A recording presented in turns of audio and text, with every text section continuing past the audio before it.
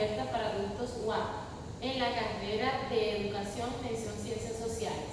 Esta asignatura se llama Historia de la Civilización Media y estaremos haciendo una reseña de lo que es el arte y la vida cotidiana en la época medieval, una recopilación de escritos hecha por la autora María del Carmen Lacara. Me dará igual, solo verte reír es lo que me hace feliz, mi alma. Y es verdad que una mirada distinta o algún gesto más frío se clava en mi pecho, vaga del desconcierto, pero amor, ahí está la magia.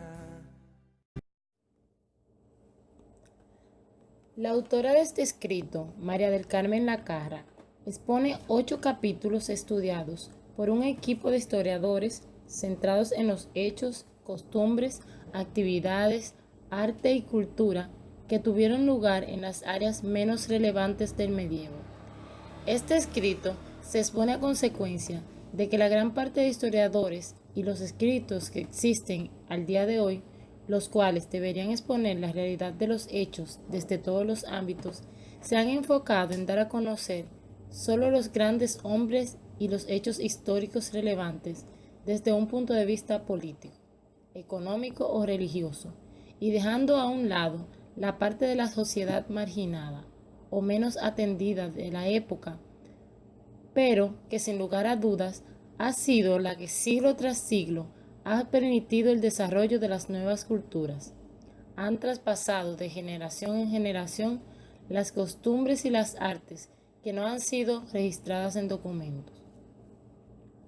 María del Carmen Lacara viene a ser parte de los nuevos autores e historiadores que buscan darle un giro a la historiografía, poniendo a disposición del lector un conjunto de documentos escritos por diferentes autores, con el fin de dar a conocer la importancia de la vida cotidiana y las costumbres del pueblo llano, que han suscitado en el devenir histórico.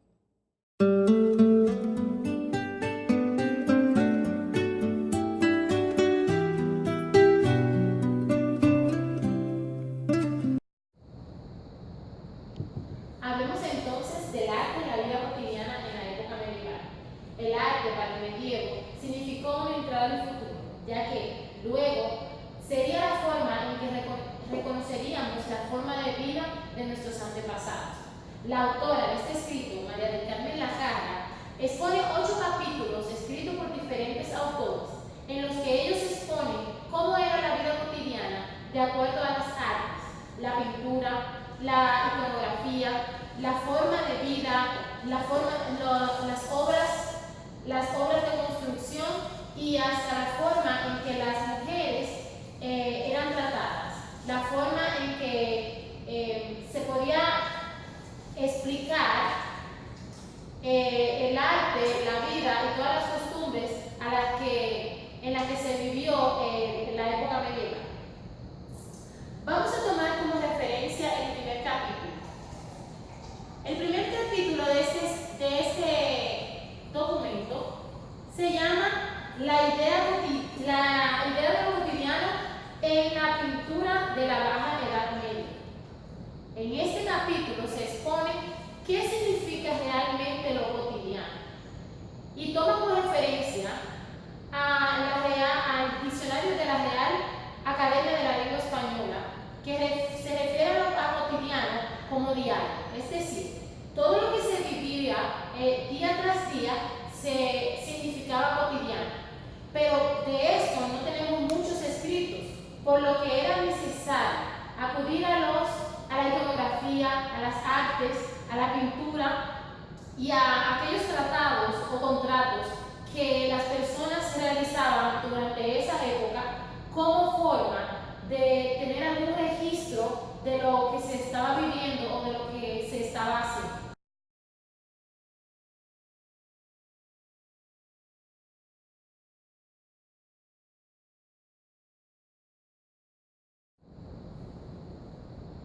En el segundo capítulo trataremos sobre las actividades laborales femeninas en la Baja Edad Media.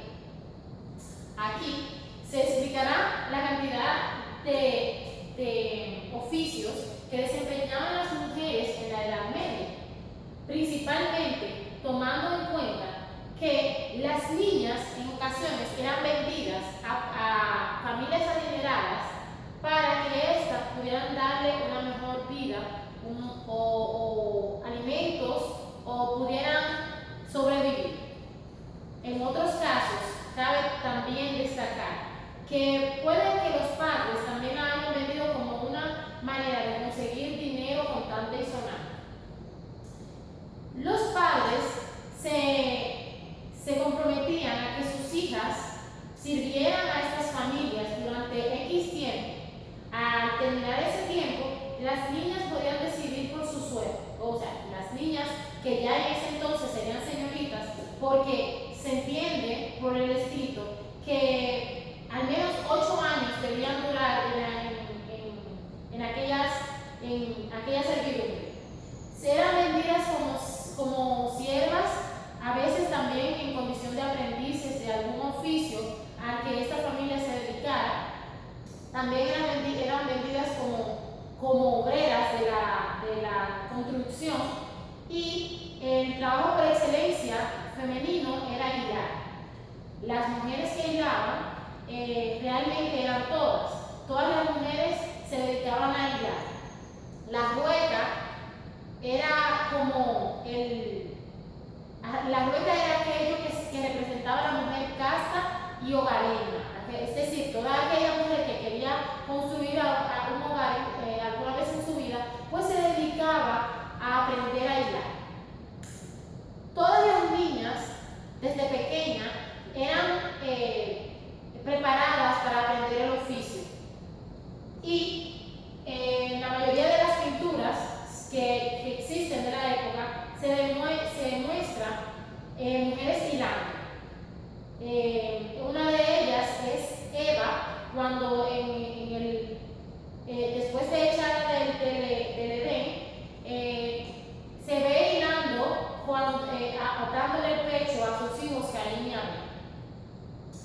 Las mujeres desempeñaban diferentes tareas, pero dentro de estas tareas, cuando se hacían los contratos, no se especificaba qué era lo que ellas debían hacer.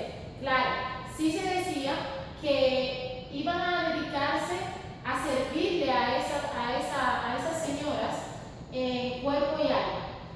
Debían serles fiel, debían cuidar de ellas. Igualmente, estas personas se comprometían a darle de comer, a enseñarles un oficio o a tratar de que esté bien de salud también.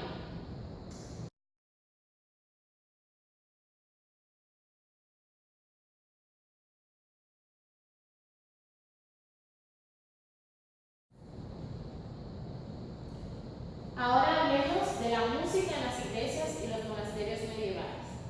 La música fue un acto clave en las liturgias del siglo XII.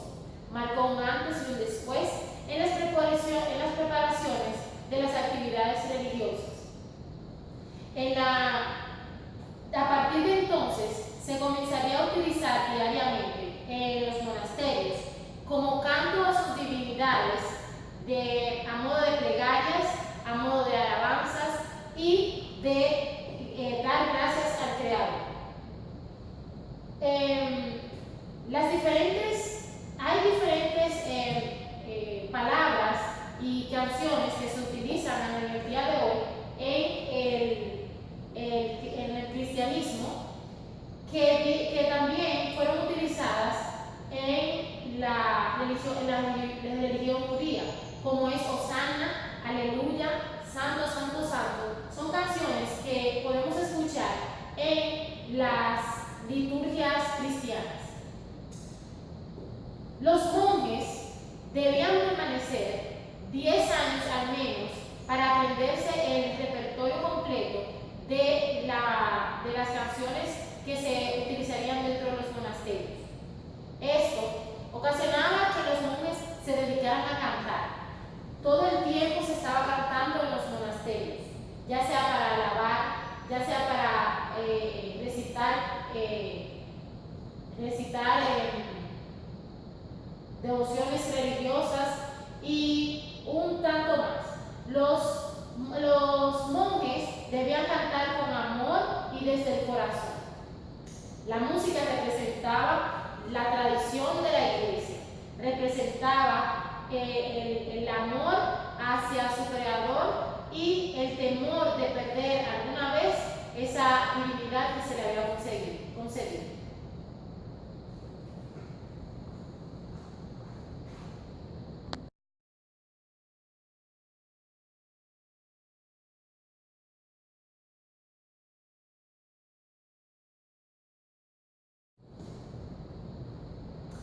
El cuarto capítulo está escrito en italiano, Giulari Musica e Mestierini del Medioevo, que significa música en el ministerio del Medioevo o en el monasterio del Medioevo.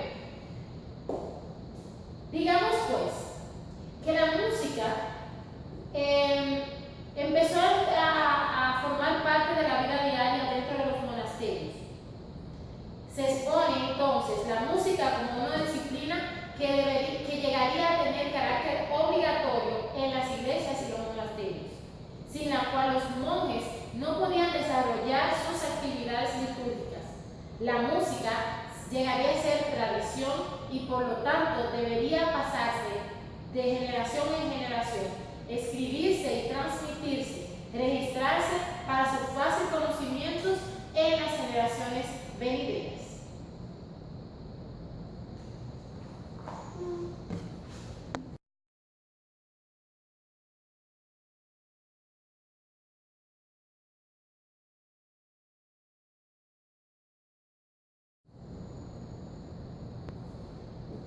Aspectos de la vida cotidiana en el románico y gótico de Galicia.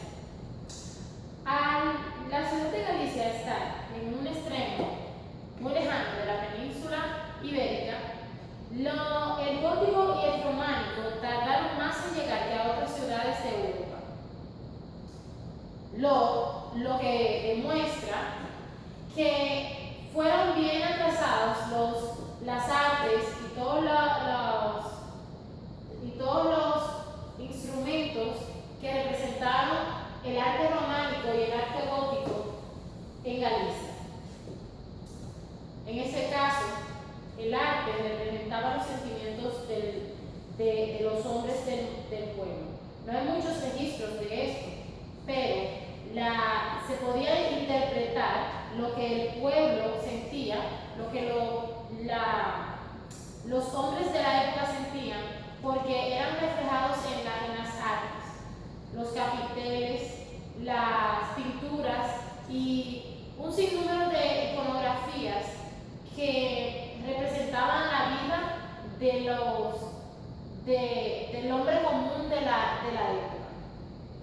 Por ejemplo, en el medievo, el amor no era algo cotidiano. Visto de esta forma, las jovencitas debían casarse por elección de sus padres. Eran los padres de los cónyuges, de los futuros cónyuges, quienes elegían con quién se habrían de casar, ya fuera por conveniencias económicas o por algún pacto entre ambas familias. Sin embargo, el sexo sí era cotidiano. En cualquiera de las pinturas, en cualquiera de las iconografías, se podía ver representaciones del sexo.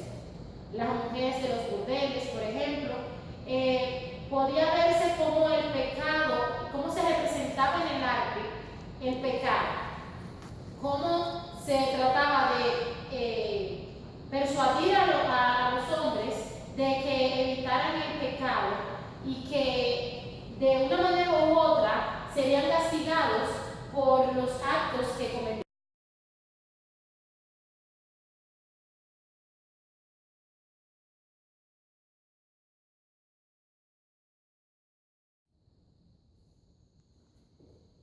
La iconografía profana en el claustro de la Catedral de León y su reflejo en el de la Catedral de Oviedo. El hombre del siglo XXI conoce muy poco sobre los esquemas y capiteles esquemas mentales que representaba, que el hombre de la época medieval trataba de representar, ya sea a nivel religioso como político u artístico. Por tanto, es difícil que en ocasiones entendamos la realidad de lo que tratan de transmitir esos íconos, esas iconografías y esas artes. Expone la construcción de los claustros, pero estos claustros no eran gratuitos. Eran patrocinados en muchas ocasiones por reyes, obispos, papas, que querían transmitir algún sentir en la sociedad. Querían exponer algún sentimiento a la sociedad y tratar de persuadir la mente de las personas de la época. Recordemos que estamos tratando en gran parte de la población de la época es analfabeta, por lo que los obispos, los reyes, el clero y la nobleza se valían de las pinturas de los pintores para transmitir al pueblo lo que ellos querían que se viera. No era algo totalmente real. Muchas veces era manipulado a forma de mantener el clero en su lugar, la nobleza en su lugar y los campesinos en su lugar. Es decir, trataban de que estas personas vivieran sumisos, respetaran las reglas y recordaran siempre que ser noble era herencia de la nobleza, que ser clérigo era herencia del clero y que por lo tanto la pobreza era hereditaria también.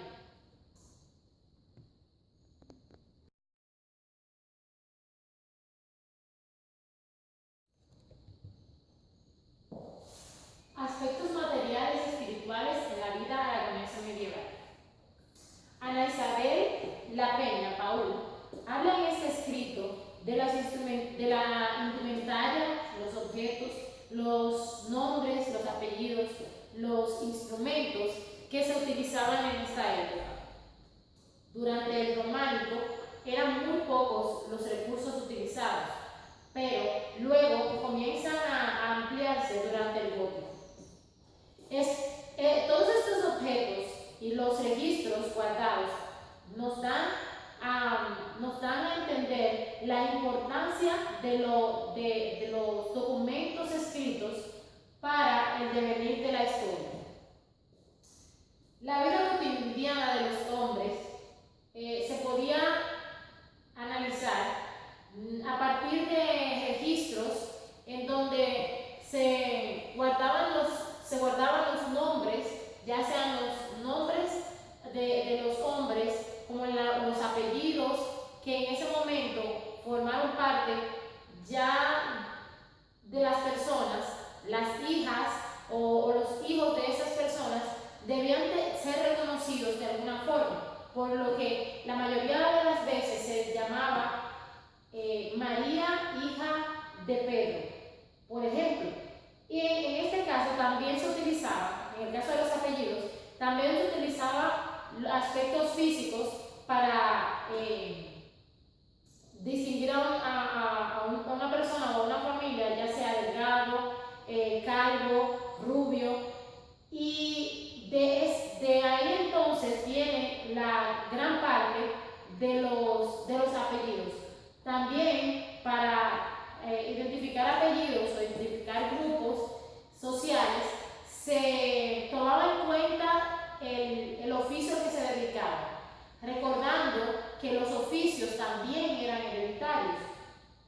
Por otra parte, las indumentarias utilizadas en la época para la agropecuaria, que era la actividad de la economía más importante, que representaba la vid y también los cereales, el pan, siempre estuvo en las pinturas, en los documentos y en la mayoría de las pinturas donde se muestran las mesas o los banquetes siempre aparece el pan, por lo que nos da a entender que el pan siempre fue importante en la vida cotidiana, ya sea de los ricos como también de los pobres. Otro objeto que podemos identificar es la vestimenta, la indumentaria, por ejemplo. La vestimenta reflejaba la clase social. Los pobres o los siervos debían utilizar un tipo de vestimenta diferente a los de la nobleza o el clérigo. Por ejemplo, los campesinos debían utilizar ropa corta y de color oscuro, ya que los tejidos, las telas eran realmente caros y no podían costearlo, por lo que se trataba de mantener un tipo de ropa en específico para cada clase social. Los de la nobleza utilizaban ya ropas largas y de colores claros que lo identificaban como que realmente podían comprarlo, con las joyas y todo lo demás. Los campesinos o los siervos nunca podían utilizar joyas u objetos más que parecieran o que fueran más caros que los de la nobleza. Eso era como una ofensa a la nobleza. También los monjes tenían su tipo de ropa que los representaba, y los peregrinos también. Es decir, que era fácil identificar a una persona simplemente por su tipo de ropa, ya que los escritos eran escasos en esa época.